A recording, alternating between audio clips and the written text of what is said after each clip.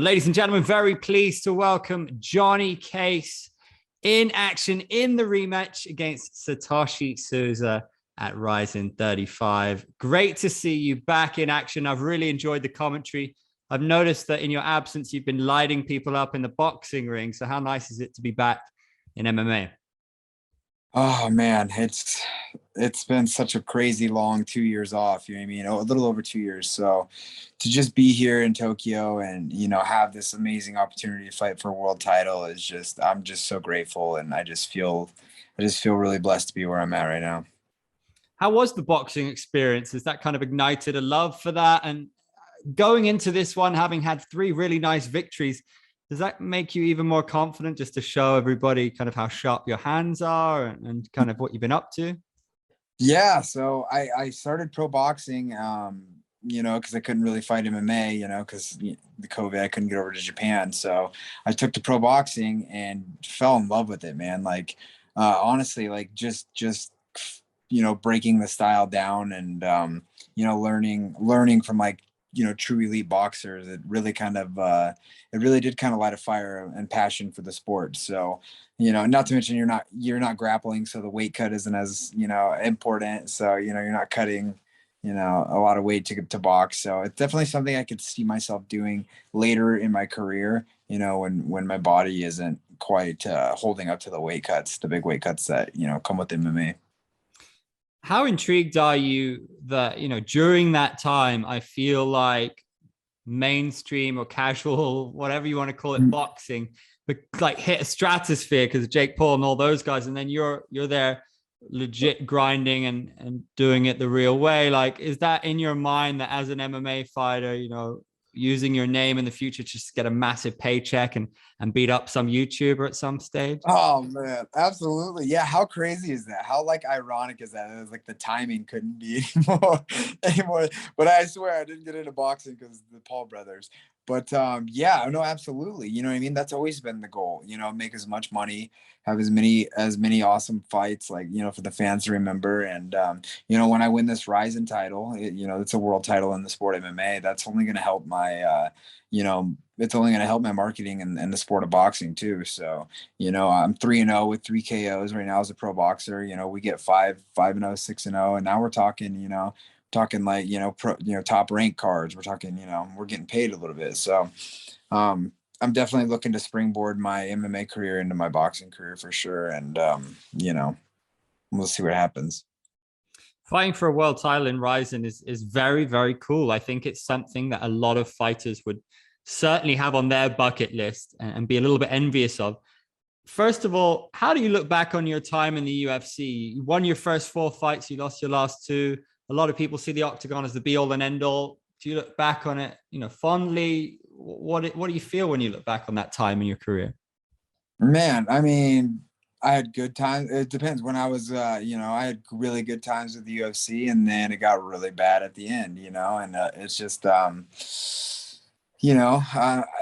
I'm grateful. I'm grateful for my time in the UFC. I'm grateful for everything, but it's not where I want to be ever again. I don't want to ever put myself in that position as a fighter, having to rely on that as my, my gainful employment, so to say. So, I learned a lot.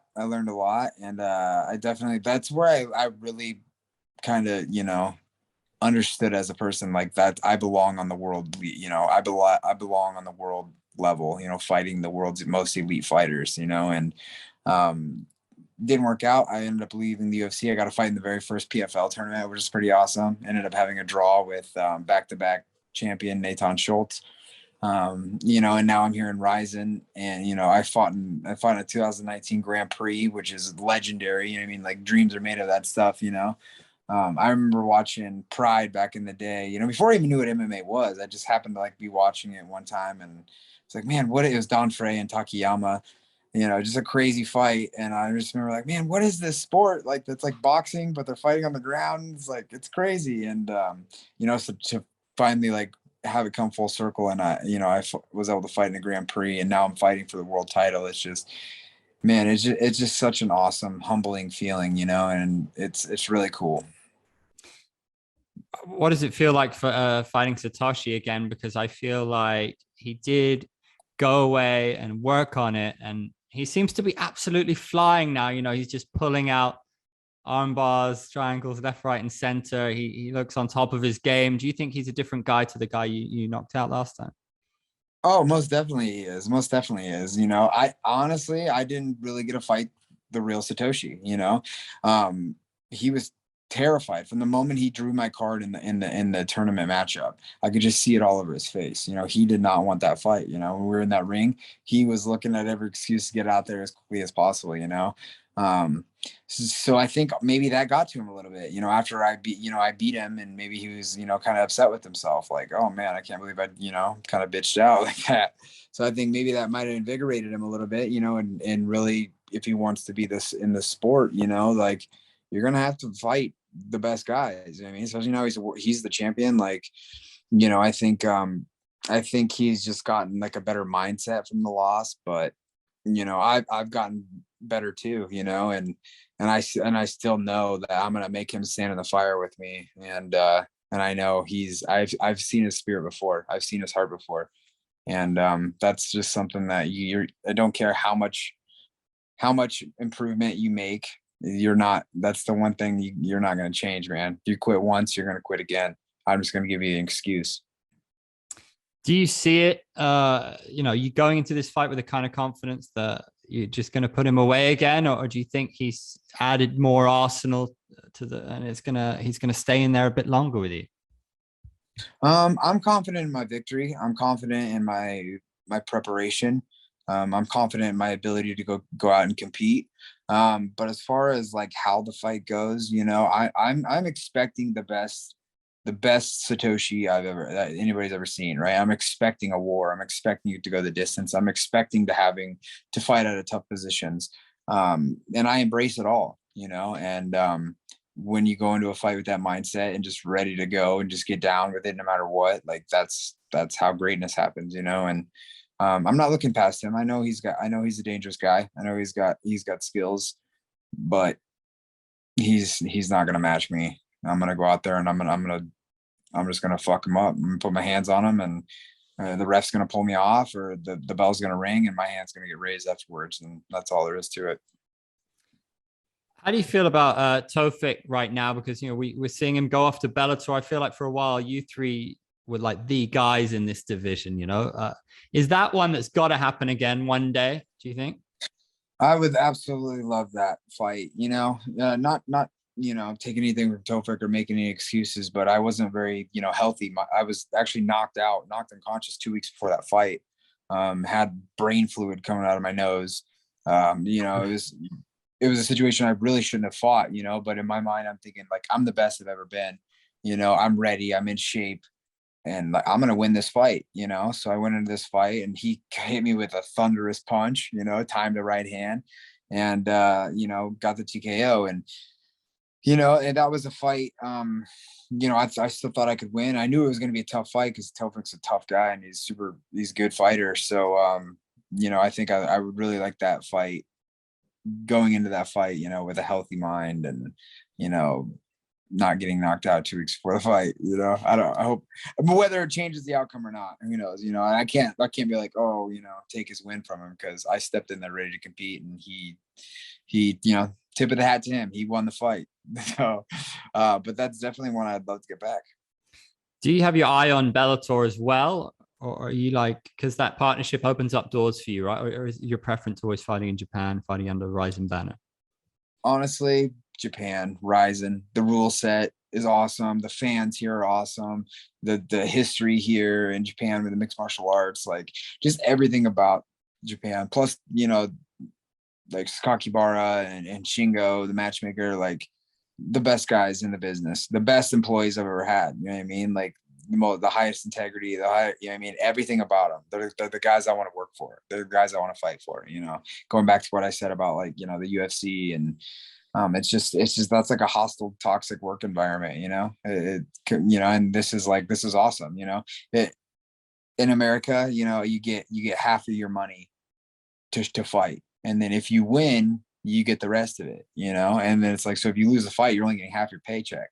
But here in Japan, You show up, you do your fight, you get all your money. Here's your money. Go fight, go perform, win or lose, right? You just got to perform and just, it's all about the spirit of the fight, the real fight, not like, oh, your popularity or, you know, it's warrior shit, and that's what I want to be. That's what I want to be a part of. I'm not in this for a sport. I'm in this for fighting because I love fighting, the spiritual side of it. So this is where I'll stay. I was interested to know because I've been loving the commentary. It doesn't sound like what you just said. You don't really want to go back to the UFC, but how far do you want to take this commentary? Because I feel like you could take it as far as you want to take it. So if you had the opportunity to be next to like Rogan and Felder, would you be keen for that? Yeah, for sure. Yeah, no, I like all those guys. I like Paul, Dominic, awesome. I love, there's so many people at the UFC that are so great. You know what I mean? And I still have a lot of friends there and a good relationships with a lot of people. But yeah, like commentating, I would love to do that again. That's fun. I always like giving in my 2 cents on, fighting and other guys' abilities. And so like, that's something I really enjoy doing. But yeah, I mean, I'm not even saying like never, other possibilities of, working for other companies, but as far as fighting and like where I want to be and like who I trust, like with my livelihood, this is where I'm staying. These people, like, they have my back. So I wanted to ask you about Spike Carlisle because that's the other lightweight fight on the card. He's fighting Koji Takeda, but he says he's gotten to know you and that you're a super cool guy. So now he's like increasingly reluctant to wanting to fight you, but of course he wants the belt. So I just wanted to get your thoughts on that.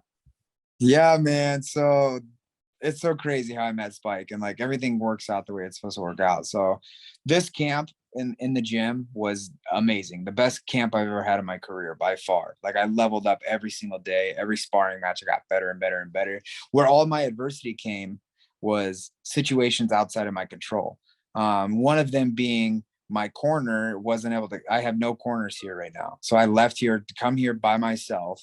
Luckily, like I have, Miyu Yamamoto and her husband Kyle, Crazy B, that are really good friends here, and they kind of have my back here. And but also Spike and his coach. So one of the guy that was supposed to corner me, Dan the Hitman Moret, him and Spike fought each other in Bellator.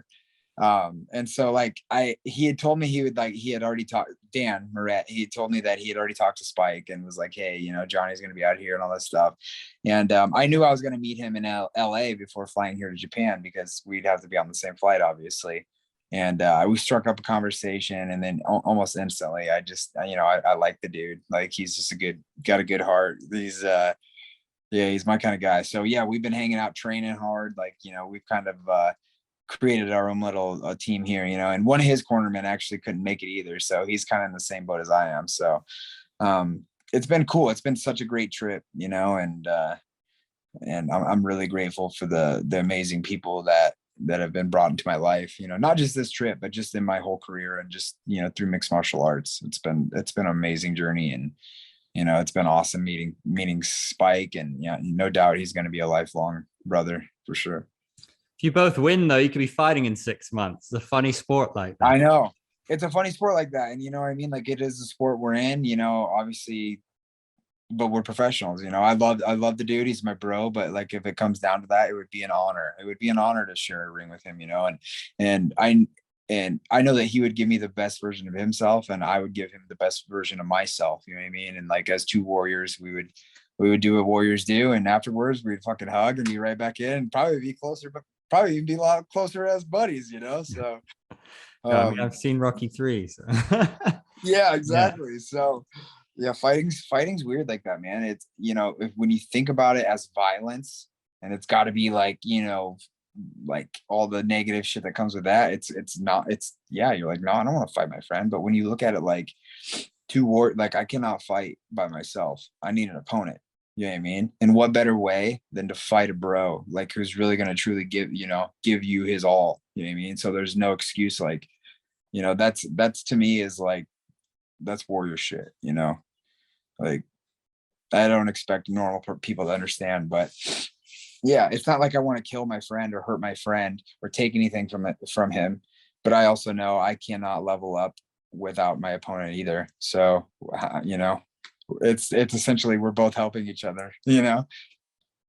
I love that. I love that. Look, it's great to have you back where you belong, man. Welcome back and good luck. I appreciate it.